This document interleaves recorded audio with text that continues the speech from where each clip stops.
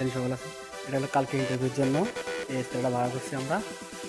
এই স্প্রেটা কালকের দেখেন অনেক সুন্দর।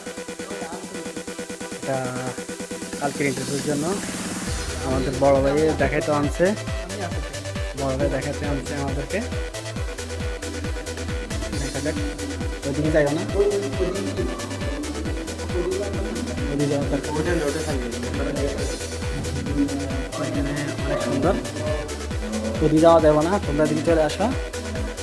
মানুষ পরে খারাপ বলবো আমাদেরকে, আমরা চাই না খারাপ বলে। তো এখানে পার্টি হবে কালকে, ডিজে হবে এখানে। ডিজে হবে না মানে ইন্টারভিউ হবে কালকে। কালকে আমাদের 200 জনের ইন্টারভিউ হবে আমাদের এখানে।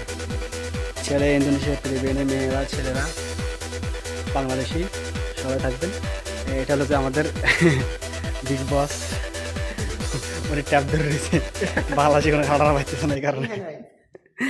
আর উনির কথা কইতে লাভ নাই, উনি কালকে একজনের মধ্যে ইন্টারভিউ দিব। ঠিক আছে নি, ওনার কথা বলে লাভ নাই।